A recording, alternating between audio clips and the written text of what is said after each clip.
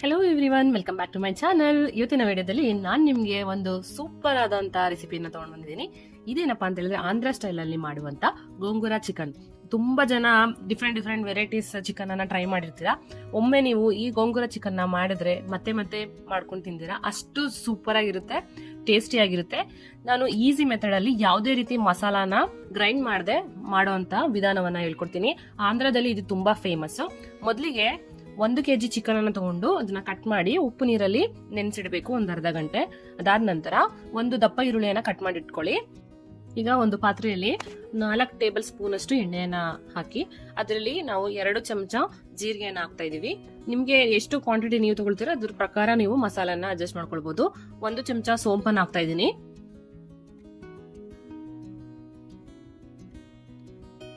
ಒಂದು ಸ್ವಲ್ಪ ಬೆಳ್ಳುಳ್ಳಿಯನ್ನ ಕಟ್ ಮಾಡಿ ಹಾಕ್ತಾ ಇದೀನಿ. ಒಂದು 4 ರಿಂದ 5 ಲವಂಗ, 1 ಇಂಚಷ್ಟು ಚಕ್ಕೆ, ಒಂದು 4 ಏಲಕ್ಕಿ, 2 ಬೇ ಲೀಫ್, ಇದನ್ನೆಲ್ಲ ಹಾಕಿ ಸ್ವಲ್ಪ ಎಣ್ಣೆಯಲ್ಲಿ ಚೆನ್ನಾಗಿ ಫ್ರೈ ಮಾಡ್ಕೊಳ್ಳಿ.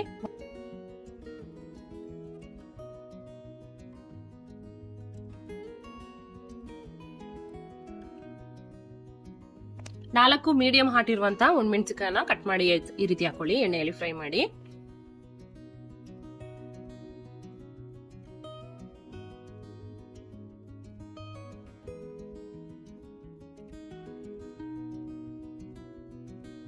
ಇಂಡಿಯಾದಿಂದ ಅಮೆರಿಕ ಬಂದಿದೆ ಇಂಡಿಯನ್ ಚಿಲ್ಲೀಸ್. ಅದರಲ್ಲಿ ನಾನು 2 ದೊಡ್ಡ ಚಿಲ್ಲಿಯನ್ನ ಕಟ್ ಮಾಡಿ ಹಾಕ್ತಾ ಇದ್ದೀನಿ.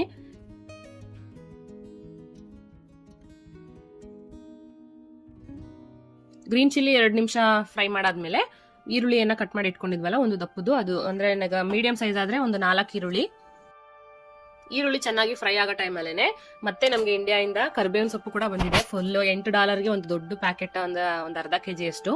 ಸೊ ಅದನ್ನ ಈಗ ನಾನು ಒಂದು 4 ರೆಂಬೆನ ತಗೊಂಡು ಬಿಡಿಸಿ ಈಗ ಹಾಕ್ತಾ ಇದೀನಿ. ನಾರ್ಮಲ್ ಆಗಿ ಈ 4 ರೆಂಬೆಗೆ $1 ಇರುತ್ತೆ ಒಂದೊಂದು ಟೈಮಲ್ಲಿ. ಈಗ ನನಗೆ ತುಂಬಾ ಜಾಸ್ತಿ ಸಿಕ್ಕಿರೋದ್ರಿಂದ ಜಾಸ್ತಿ ಹಾಕ್ತಾ ಇದೀನಿ. ನಿಮ್ಗೆ ಎಷ್ಟು ಸಿಗುತ್ತೆ ಅಷ್ಟು ನೋಡ್ಕೊಂಡು ಹಾಕೊಳ್ಳಿ. ಇದನ್ನೆಲ್ಲ ಹಾಕಿ ಚೆನ್ನಾಗಿ ಫ್ರೈ ಮಾಡಾದ್ಮೇಲೆ ಒಂದು ಚಮಚದಷ್ಟು ಅರಿಶಿಣ ಹಾಕಿ ಫ್ರೈ ಮಾಡೋಣ. ಅದನ್ನು ಕೂಡ ಅರಿಶಿಣ ಹಾಕಿದ್ಮೇಲೆ ಸ್ವಲ್ಪ ಉರಿಯನ್ನ ಕಮ್ಮಿ ಮಾಡಿ ಇಟ್ಕೊಂಡು ಫ್ರೈ ಮಾಡಿ. ಈಗ ಕಟ್ ಮಾಡಿದಂತ ಚಿಕನ್ ಅರ್ಧ ಗಂಟೆ ಉಪ್ಪು ನೀರಲ್ಲಿ ನೆನ್ಸಿಟ್ಟಿದ್ವಲ್ವಾ, ಇದನ್ನ ಇವಾಗ ತೆಗ್ದು ನೀರನ್ನೆಲ್ಲ ತೆಗ್ದು ಬರೀ ಚಿಕನ್ ಮಾತ್ರ ಇದ್ರೊಳಗಡೆ ಹಾಕ್ತಾ ಇದೀನಿ.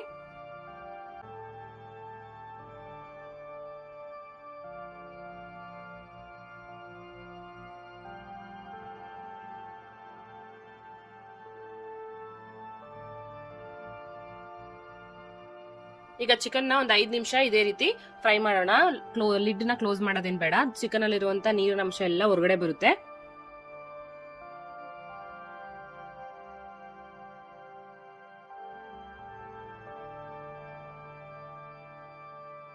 ಐದು ನಿಮಿಷ ಚಿಕನ್ ಅನ್ನ ಫ್ರೈ ಮಾಡಾದ್ಮೇಲೆ 2 ಚಮಚ ಜಿಂಜರ್ ಗಾರ್ಲಿಕ್ ಪೇಸ್ಟ್ ಹಾಕಿ ಅದನ್ನು ಕೂಡ ಚೆನ್ನಾಗಿ ಮಿಕ್ಸ್ ಮಾಡಿ ಮತ್ತೆ ಒಂದು 5 ನಿಮಿಷ ಚೆನ್ನಾಗಿ ಫ್ರೈ ಮಾಡಿ. ಚಿಕನ್ ನೀರ್ ಬಿಟ್ಕೊಳ್ತಿದೆ ಅಂತ ಏನು ವರಿ ಆಗೋದ್ ಬೇಡ. ನಾವು ಫ್ರೈ ಮಾಡ್ತಾ ಮಾಡ್ತಾ ಮಾಡ್ತಾ ನೀರಿನ ಅಂಶ ಎಲ್ಲ ಕುಕ್ ಆಗಿ ಎಲ್ಲ ಆವಿಯಾಗುತ್ತೆ. ಈಗ 1 ಚಮಚ ನಾನು 1.5 ಚಮಚದಷ್ಟು ಗುಂಟೂರು ಚಿಲ್ಲಿ ಪೌಡರ್ ಅನ್ನ ಹಾಕ್ತಾ ಇದೀನಿ. ನಿಮ್ಗೆ ಖಾರ ಕಮ್ಮಿ ಬೇಕಂತ ಹೇಳಿದ್ರೆ ಕಮ್ಮಿ ಹಾಕೊಳ್ಬಹುದು. ನಾರ್ಮಲ್ ಆಗಿ ಗೋಂಗೂರ ಚಿಕನ್ ಸ್ವಲ್ಪ ಖಾರವಾಗಿದ್ರೇನೆ ತುಂಬಾ ಟೇಸ್ಟಿ ಆಗಿರುತ್ತೆ. ಸೊ ಈಗ ಖಾರ ಹಾಕಿದ್ಮೇಲೆ ಕಲಸಂತೆ ಒಂದು ಮುಚ್ಚಳ ಮುಚ್ಚಿ ಒಂದು 5 ನಿಮಿಷ ಕುಕ್ ಆಗೋದಕ್ಕೆ ಬಿಡಬೇಕು.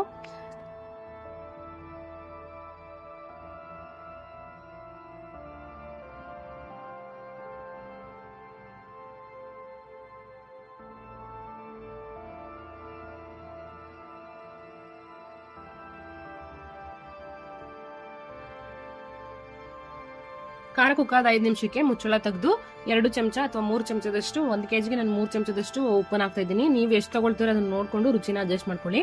ಮತ್ತೆ ಒಂದು 5 ನಿಮಿಷ ಚೆನ್ನಾಗಿ ಬೇಯಿಸಿ ಅದನ್ನ ಚೆನ್ನಾಗಿ ಈಗ ಮಿಕ್ಸ್ ಮಾಡಿ ಬಿಟ್ಬಿಡಿ.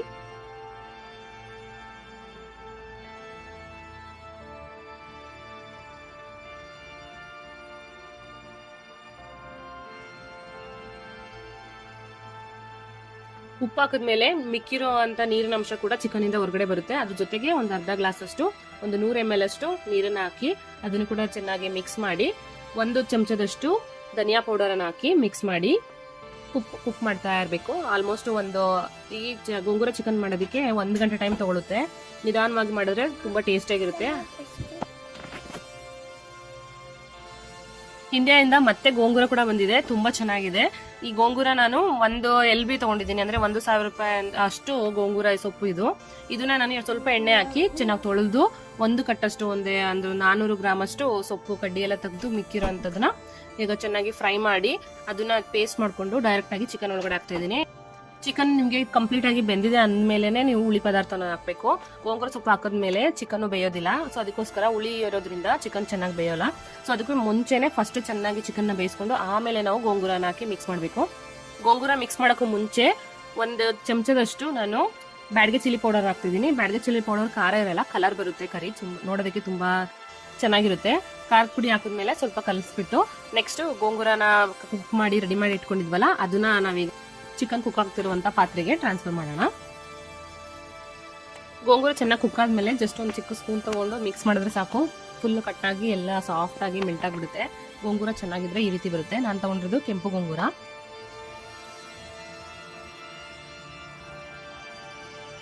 ಗೋಂಗೂರ ಹಾಕಿದ್ಮೇಲೆ ಚೆನ್ನಾಗಿ ಚಿಕನ್ ಜೊತೆ ನೀಟಾಗಿ ಮಿಕ್ಸ್ ಆಗಬೇಕು. ಗೋಂಗೂರ ಮತ್ತು ಚಿಕನ್ ಎರಡು ನೀಟಾಗಿ. ಇದರಲ್ಲಿ ಸ್ವಲ್ಪ ನೀರಿನಂಶ ಇದೆ, ಅದು ಎಲ್ಲ ಪೂರ್ತಿ ಕುಕ್ ಆಗ್ತಾ ಇರಬೇಕಾದ್ರೆ ಚಿಕನ್ ಗೋಂಗೂರ ಎರಡು ಮಿಕ್ಸ್ ಆಗಿ ಕುಕ್ ಆಗ್ತಾ ಇರಬೇಕಾದ್ರೆ ಎಲ್ಲ ಆವಿಯಾಗಿ ಹೊಟ್ಟೋಗ್ಬಿಡುತ್ತೆ. ಮಧ್ಯದಲ್ಲಿ ತಳ ಹಿಡಿತಾ ಇರುತ್ತೆ, ನೋಡ್ಕೊಳ್ಳಿ. ಸಣ್ಣ ಉರಿಯಲ್ಲೇ ಚೆನ್ನಾಗಿ ಫ್ರೈ ಮಾಡ್ಕೊಳ್ಳಿ. ಇದು ನೀಟಾಗಿ ಫ್ರೈ ಆಗ್ತಾ ಇರುತ್ತೆ. ಅದರಲ್ಲಿ ಇರುವಂಥ ನೀರಿನಂಶ ಎಲ್ಲ ಕಂಪ್ಲೀಟ್ ಆಗಿ ಆಯಿಲ್ ಮತ್ತೆ ಮೇಲೆ ಸಪ್ರೇಟ್ ಆಗಿ ತೇಲ್ತಾ ಇರುತ್ತೆ. ಅಲ್ಲಿವರೆಗೂ ನಾವು ಇದನ್ನ ಚೆನ್ನಾಗಿ ಕುಕ್ ಮಾಡಬೇಕು. ಕೊನೆಯದಾಗಿ ಗಾರ್ನಿಶಿಂಗ್ಗೆ ಸ್ವಲ್ಪ ಕೊತ್ತಂಬರಿ ಸೊಪ್ಪು ಹಾಕಿ ಮಿಕ್ಸ್ ಮಾಡಿ ಚೆನ್ನಾಗಿ ಫ್ರೈ ಮಾಡಿ ಬಿಸಿ ಬಿಸಿ ಅನ್ನದ ಜೊತೆಗೆ ಹಾಕಿ ಕೊಟ್ಟರೆ ಸೂಪರ್ ಆಗಿದೆ ಅಂತ ಹೇಳ್ತಾರೆ. ಒಮ್ಮೆ ಒಂದ್ಸರಿ ಟ್ರೈ ಮಾಡಿ. ಮನೆಯಲ್ಲಿ ನೀವು ಯಾರಾದ್ರೂ ಗೋಂಗೂರ ಚಿಕನ್ ಮಾಡಿಲ್ಲ ಅಂತ ಹೇಳಿದ್ರೆ ಇದೇ ಫಸ್ಟ್ ಈಸಿ ಮೆಥಡ್ ಅಂತಾನೆ ಹೇಳ್ಬೋದು. ಎಲ್ಲರೂ ನಾವು ಆಂಧ್ರದಲ್ಲಿ ಇದೇ ರೀತಿ ಮಾಡೋದು. ನೀವು ಒಂದ್ಸರಿ ಟ್ರೈ ಮಾಡಿ. ಕನ್ನಡದಲ್ಲಿ ನಾನು ಈ ರೆಸಿಪಿಯನ್ನ ಶೇರ್ ಮಾಡಬೇಕು ಅಂತ ತುಂಬಾ ದಿನದಿಂದ ಅನ್ಕೊಳ್ತಾ ಇದ್ದೆ, ಇವಾಗ ಫೈನಲ್ ಆಗಿ ಶೇರ್ ಮಾಡ್ತಾ ಇದ್ದೀನಿ. ಸೊ ನೋಡಿದ್ರಲ್ಲ, ಇದು ಇವತ್ತಿನ ವಿಡಿಯೋ. ಈ ವಿಡಿಯೋ ನಿಮ್ಗೆ ಇಷ್ಟ ಆದ್ರೆ ಲೈಕ್ ಮಾಡಿ, ಶೇರ್ ಮಾಡಿ, ಸಬ್ಸ್ಕ್ರೈಬ್ ಮಾಡಿ. ಮತ್ತೊಮ್ಮೆ ಒಂದು ಹೊಸ ವಿಡಿಯೋದಲ್ಲಿ ನಿಮ್ಮನ್ನ ಭೇಟಿ ಮಾಡ್ತೀವಿ. ಅಲ್ಲಿವರೆಗೂ ಎಲ್ರಿಗೂ ಒಳ್ಳೇದಾಗ್ಲಿ. Bye bye, take care, have a great day. ಈ ಗೋಂಗೂರ ಚಿಕನ್ ನಿಮ್ಗೆ ಇಷ್ಟ ಆದ್ರೆ ಕಮೆಂಟ್ ಮೂಲಕ ನಿಮ್ಮ ಅಭಿಪ್ರಾಯನ ತಿಳಿಸೋದನ್ನ ಮರಿಬೇಡಿ. ಮತ್ತೆ ಈ ವಿಡಿಯೋನ ಲೈಕ್ ಮಾಡೋದನ್ನ ಮರಿಬೇಡಿ. ಇದರಿಂದ ನಮ್ಮ ವಿಡಿಯೋಸ್ ಯೂಟ್ಯೂಬ್ ರೆಕಮೆಂಡೇಶನ್ಗೆ ಹೋಗುತ್ತೆ. ಯೂಟ್ಯೂಬ್ ನಮ್ಮ ವಿಡಿಯೋಸ್ ಅನ್ನ ಹೆಚ್ಚು ಜನರಿಗೆ ರೀಚ್ ಆಗೋ ರೀತಿ ಮಾಡುತ್ತೆ.